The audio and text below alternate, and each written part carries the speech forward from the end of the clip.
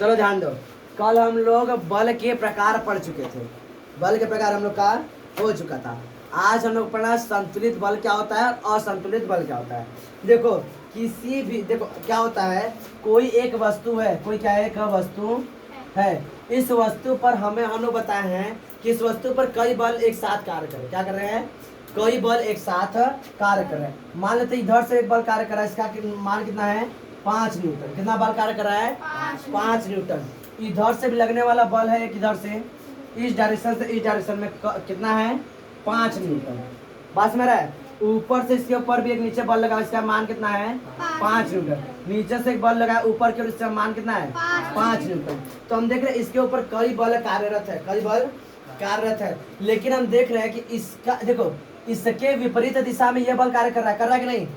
हाँ, ध्यान से देखते रहो। तो देखो ये दोनों बल एक दूसरे का है, विपरीत दिशा में है, और दोनों का परिमाण क्या है? बराबर है। 5 न्यूटन इधर से इधर लगेगा तो 5 न्यूटन इधर से इधर लगेगा। 5 न्यूटन ऊपर से दबाया जा रहा है तो 5 न्यूटन नीचे से भी तो दबाया जा रहा है। तो ये दोनों बल आपस में क्या हो जाएंगे? कट जाएंगे। क्या हो जाएंगे? क्या? क्यों? क्योंकि सभी बल एक बराबर है। सभी बल क्या है? एक बराबर है। तो जब किसी वस्तु पर एक से अधिक बल कार्यरत, क्या हो? एक से अधिक बल कार्यरत हो, लेकिन जो परिणामी मतलब अंत में जो बल आएगा, परिणामी बल, क्या चीज? परिणामी बल। परिणामी बल क्या हो? शून्य हो। परिणामी बल क्या हो? शून्य हो। जैसे इधर से बल लगाते क्या 5 न्यूटन बल लगा, इधर से तो -5 न्यूटन लग जाएगा ना। हाँ भाई, इधर से बल लगेगा, इधर से बल लगेगा, तो दोनों बल एक दूसरे क्या कर, ऐसे देखो ध्यान से। जैसे मान लो तुम इधर से बल लगाओ, हम इधर से बल लगाए, तो अब दोनों लोग बल लगा रहे हैं, तो वस्तु किधर गति कर रहा है? नहीं कर रहा है। तो नहीं कर रहा है तो परिणामी बल क्या हो गया? शून्य। परिणामी बल क्या हो गया? शून्य। तो क्या बताओगे? किसी वस्तु पर अगर एक से अधिक बल कार्यरत है, क्या चीज? किसी वस्तु पर एक से अधिक बल कार्यरत है और उनका परिणामी बल शून्य हो जा रहा है। परिणामी बल क्या हो रहा है? शून्य हो जा रहा है। अर्थात जो वस्तु है उसमें किसी प्रकार का परिवर्तन नहीं दिखाई दे रहा है। तो इस प्रकार लगे बल को क्या बोलते हैं हम लोग? संतुलित बल कहते हैं। क्या बोलते हैं? संतुलित बल। यानी इसमें वस्तु क्या एकदम संतुलित है, न हिल न डुल, क्या बोलते हैं? न हिलिंग न डुलिंग। इसमें वस्तु क्या कर रहा है? न हिल रहा न डुल रहा, बस एक जगह खड़ा है। बात में रहा है। तो संतुलित बल में वस्तु में किसी प्रकार का परिवर्तन नहीं होता है।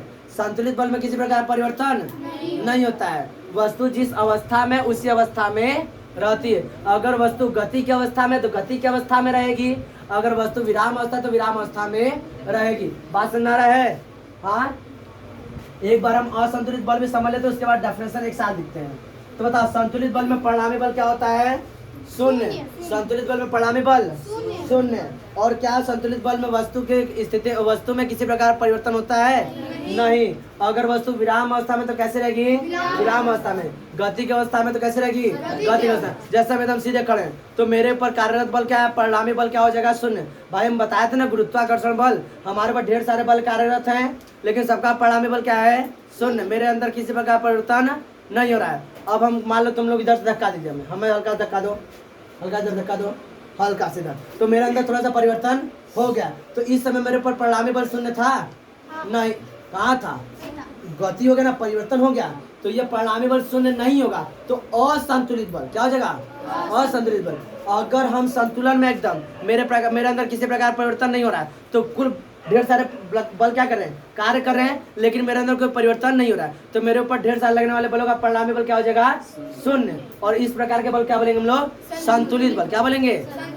बात में रहा है? अच्छा बताओ, अब असंतुलित बल में क्या होता है? इस तरह देखो, फिर से ये दिख रहा है कैमरे में? हाँ दिख रहा है? चलो देखो ध्यान से। इसमें इधर से एक बल कार्यरत है, इधर से एक बल कार्यरत है 5 न्यूटन का, कितना? और इधर से भी बल कार्यरत है 3 न्यूटन का, कितना? ऊपर से बल कार्यरत है 5 न्यूटन का, नीचे से एक बल कार्यरत है 5 न्यूटन का। अब बताओ, क्या इसका परिणामी बल शून्य होगा? इधर से इधर 5 न्यूटन लग रहा है, लेकिन इधर से इधर 3 न्यूटन लगा है। बात समझ रहा है? तो हम देखेंगे इधर वाला बल थोड़ा ताकतवर है। क्या है? ताकतवर है। इधर वाला बल थोड़ा सा कमजोर है, तो ये धक्का करके वस्तु की गति में इधर परिवर्तन करा देगा, गति करा देगा। तो इस पर कुल परिणामी बल शून्य है? नहीं है। परिणामी बल शून्य नहीं है। परिणामी बल शून्य नहीं है। अगर बराबर करें शून्य होता है, यहाँ पे शून्य नहीं है। तो इस प्रकार के बल, इस प्रकार जो इस पर बल कार्यरत है क्या कहलाएगा? असंतुलित बल कहलाएगा। जब किसी वस्तु पर लगाए गए कुल बलों का परिणाम क्या होगा, परिणाम शून्य होगा, तो बल क्या हो जाएगा, संतुलित बल। अगर किसी वस्तु पर लगाए गए कुल बलों का परिणाम शून्य नहीं होता है तो क्या कहलाएगा, असंतुलित बल। हम लोग देखते हैं हमारे आसपास जितने भी प्रकार के परिवर्तन होते हैं वह सभी किसके कारण होते हैं, असंतुलित बल के कारण ही होते हैं। किसी को दिक्कत बात में आ रहा है? ये डायग्राम तुम लोग को बनाना है, हम डेफिनेशन लिखेंगे, ठीक है, डेफिनेशन लिखेंगे, डायग्राम तुम लोग बनाना है। ध्यान दो, समझ में आया पूरा? संतुलित बल, असंतुलित बल, एक डेफिनेशन लिख लो।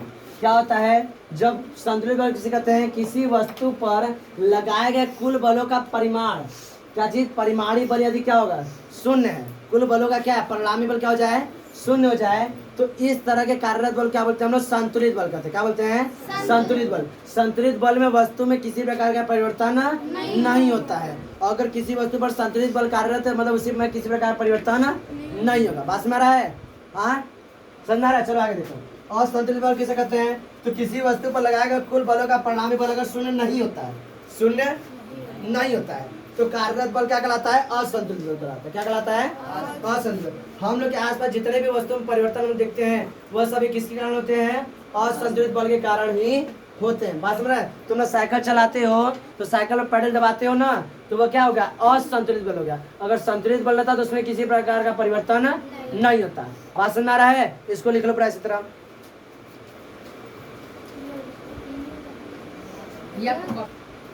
चलो अब हमारा नेक्स्ट जो टॉपिक है दाब। नेक्स्ट हमारा टॉपिक क्या है, दाब। अब देखो ध्यान से, दाब को हम लोग समझते हैं, उसके पहले हम लोग समझते हैं बल के कुछ और हम लोग क्या पढ़ते हैं, प्रभाव पढ़ते हैं। देखो कभी कभी क्या होता है, हम लोग पढ़े थे कि बल किसे कहते हैं, तो बल एक वह बाह्य कारक है जो किसी वस्तु की स्थिति या अवस्था में परिवर्तन करता है, करने का प्रयास करता है। तो कभी कभी क्या होता है कि जैसे मान लेते हैं कि हम इस पर बल लगा रहे हैं, क्या कर रहे हैं, बल लगा रहे हैं, लेकिन इसमें किसी प्रकार का परिवर्तन नहीं हो रहा। परिवर्तन हो रहा है, नहीं हो रहा है, लेकिन इसके ऊपर एक क्या लग रहा है, क्या हो रहा है, इसके जिस एरिया पे मेरा कांटेक्ट है उस एरिया पर क्या लग रहा है, एक अलग से दबाव लग रहा है। इसी को हम लोग को पढ़ना है। तो क्या बताओगे, कभी कभी क्या होता है किसी वस्तु पर हम लोग जब बल लगाते हैं तो उसकी स्थिति में परिवर्तन आएगा तो चलो ठीक है, लेकिन अगर परिवर्तन नहीं आता है तो उसी पर क्या अप्लाई हो जाता है, एक दाब लग जाता है। क्या लग जाता है, दाब। इसी दाब को बारे में हम लोग को पढ़ना है। तो दाब किसे कहते हैं, तो क्या बताओगे, किसी भी वस्तु द्वारा किसी दूसरे वस्तु पर लगाए गए बल को पर यूनिट एरिया में, कितने में, पर यूनिट एरिया में, इकाई क्षेत्रफल में, कितने में, इकाई क्षेत्रफल में लगाए गए बल को क्या बोलते हैं, दाब बोलते हैं। दाब किसे बोलते हैं, तो क्या बताओगे, किसी वस्तु द्वारा पर यूनिट एरिया यानी कि इकाई क्षेत्रफल में लगाए गए बल को क्या बोलते हैं, दाब बोलते हैं। दाब किसे बोलते हैं, तो क्या बताओगे, किसी वस्तु के इकाई क्षेत्रफल पर लगाए गए बल को क्या बोलते हैं, दाब कहते हैं। क्या कहते हैं, दाब कहते हैं। इसका डेफिनेशन हम लिख लेते हैं, क्या होता है दाब, तो क्या बताओगे, इकाई क्षेत्रफल पर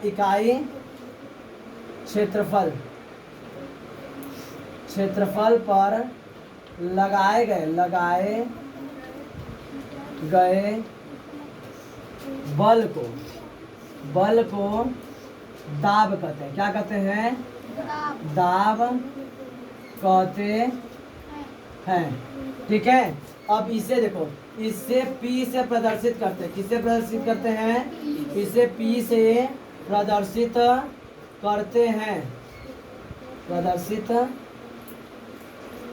करते हैं।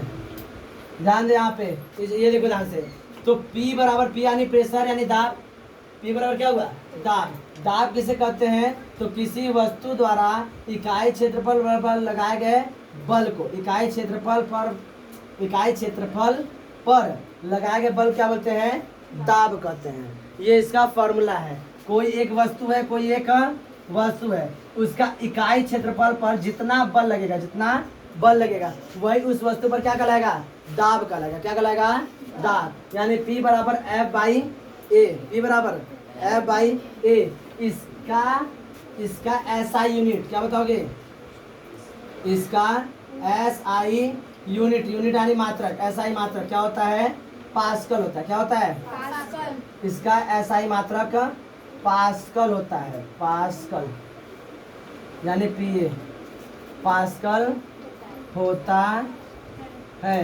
अब एक पास्कल कितने बराबर होता है? एक पास्कल बराबर क्या होता है? एक पास्कल बराबर होता है 1 न्यूटन पर मीटर स्क्वायर। बात समझ रहा है? पहले हम लोग समझे दाब क्या होता है, तो क्या बताओगे? किसी वस्तु के इकाई क्षेत्रफल पर लगाए गए बल को क्या बोलते हैं हम लोग? दाब कहते हैं। इसे कैपिटल पी से प्रदर्शित करते हैं। तो पी बराबर क्या हो जाएगा? एफ बाई ए, यानी इकाई क्षेत्रफल पर लगाए गए बल को क्या बोलते हैं? दाब कहते हैं। इसका ऐसा है मात्रा क्या होता है? पास्कल। कैसे प्रदर्शित करते हैं? P A. तो एक पास्कल बराबर होता है 1 न्यूटन पर मीटर स्क्वायर, 1 न्यूटन पर मीटर स्क्वायर। बात समझ आ रहा है? इसको लिख लो इसी तरह।